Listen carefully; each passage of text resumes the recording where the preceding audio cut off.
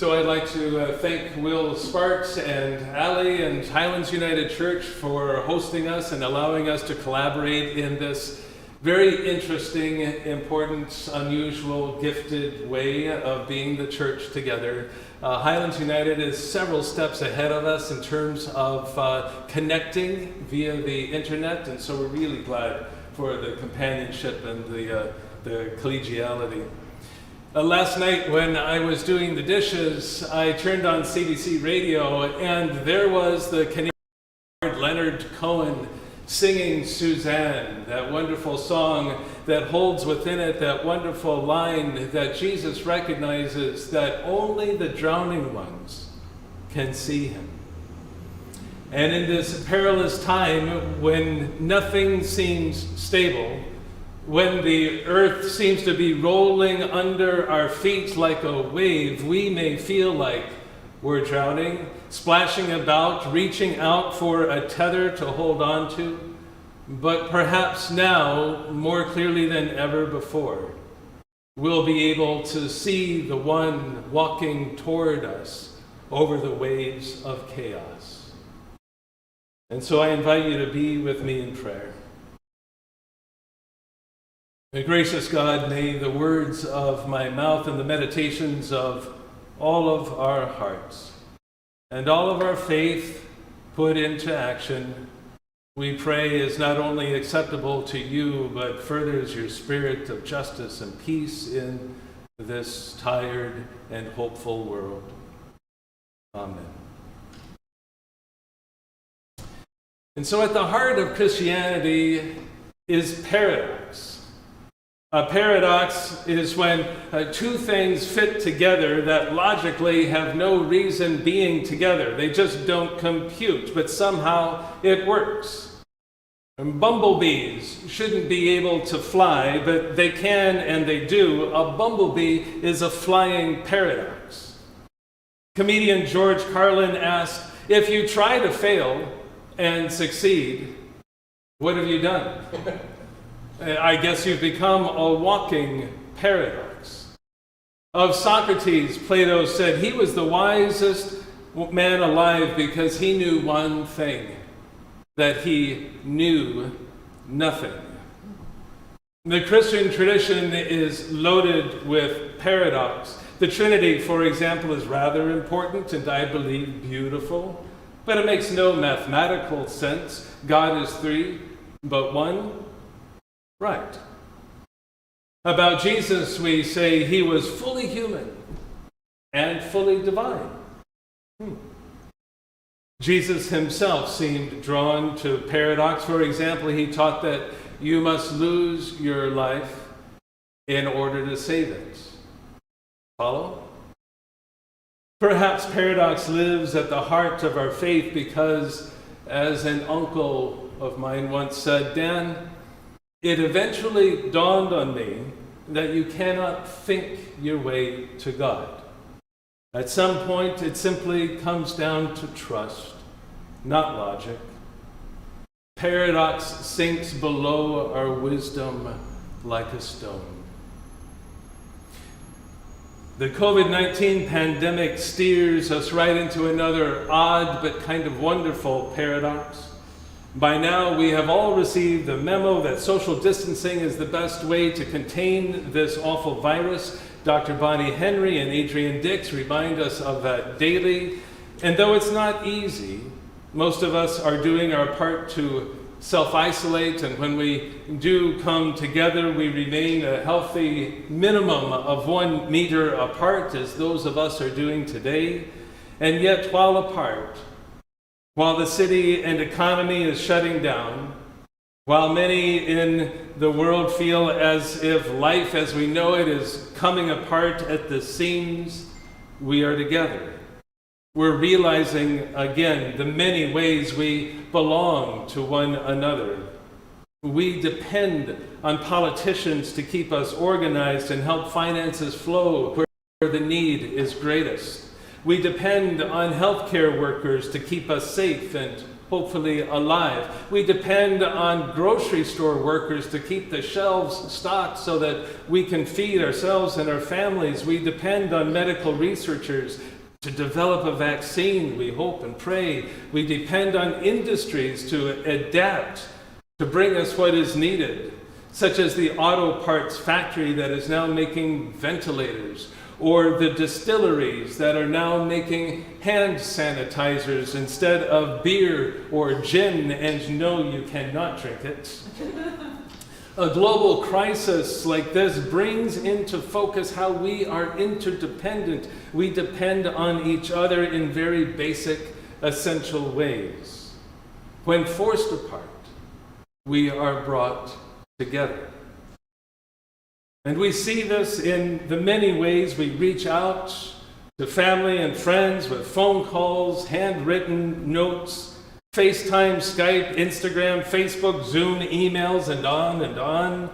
And though apart, we're brought together in creative, compassionate ways with inspirational poems and humorous memes, tweets, and various posts that have been zipping around the internet, and importantly, a society that's mobilizing to reach out to those in greatest need. And through the discipline of staying apart, we discover anew with fresh appreciation the many ways we are together. We're in this together, and our collective action brings us together even when apart. The new creed of the United Church of Canada begins and ends with the affirmation, "We are not alone." That's true on at least two levels when it comes to this pilgrimage through this beautiful and broken world, this of cutting violence and greed, and yet enough tenderness and compassion, beauty and delight to make a grown man weep. We are not alone. We're in this together. And you and I become a we. And on another level, we're not alone because the paradoxical three-in-one God is with us.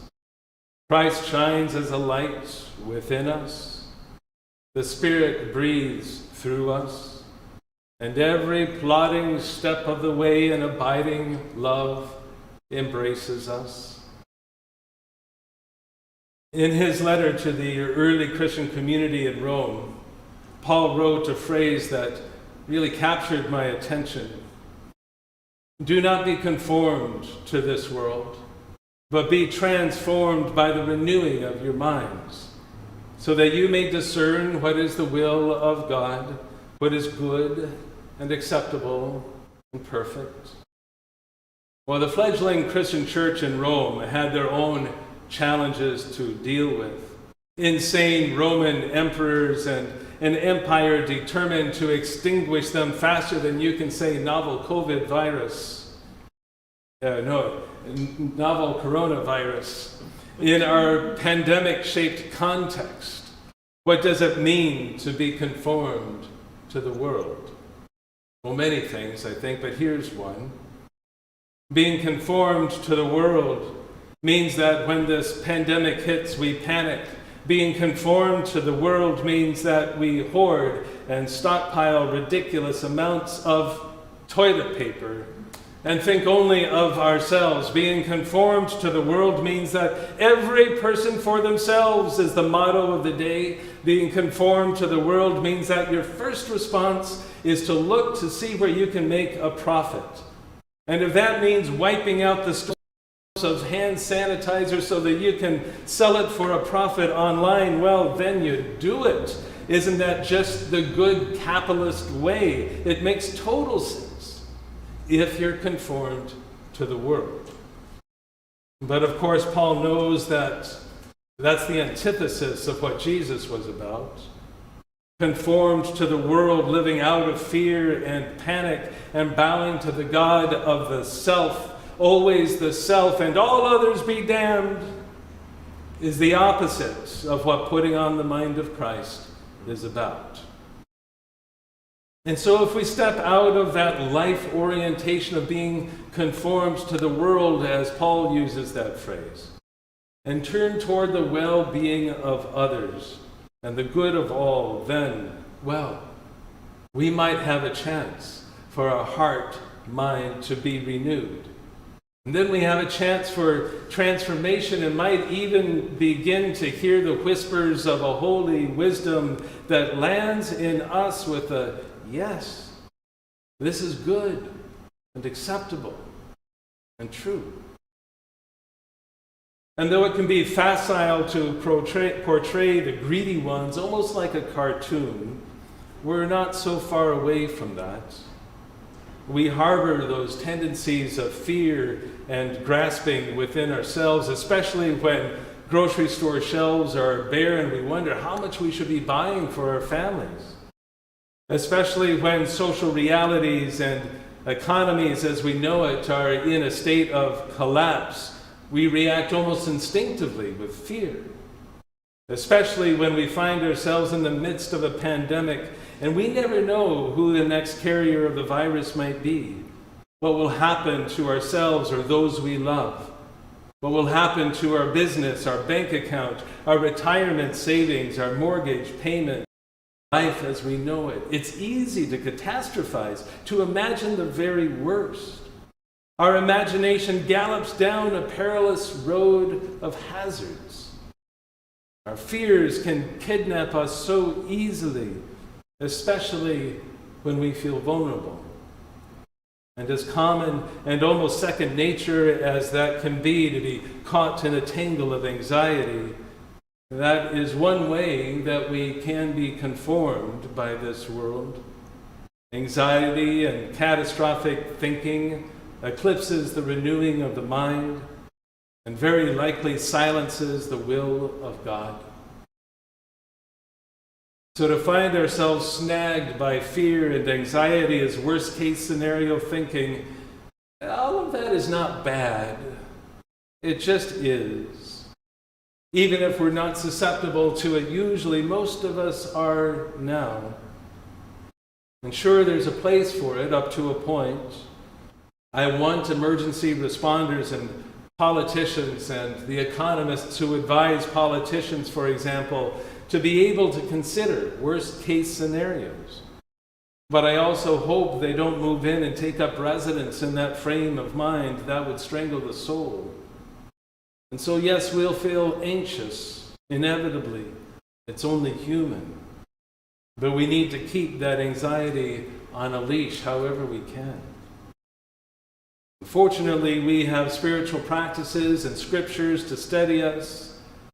We have faith and a friendship community that we can connect to, even virtually, to help ground us and keep us open to the renewing of our minds found in a love that will not let us go.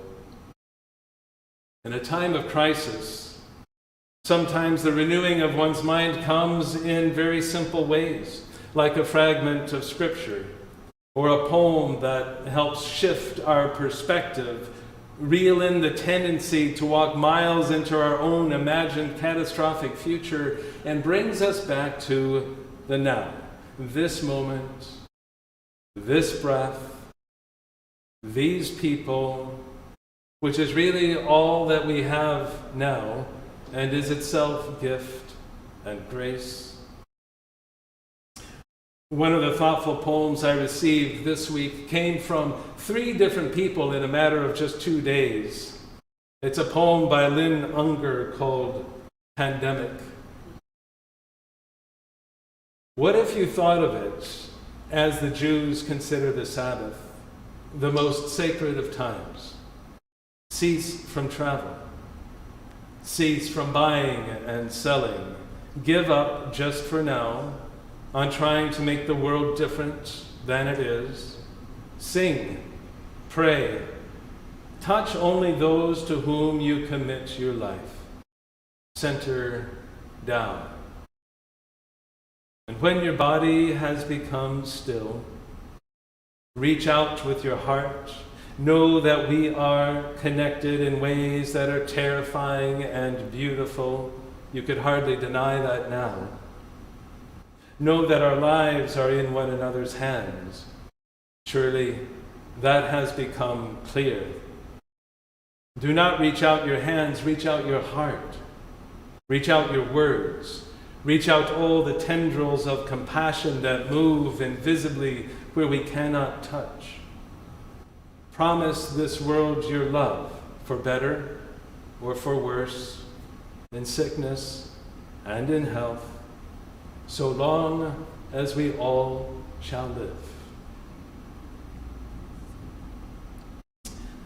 Imagine, just a few weeks ago, the news announced over and over our polarization.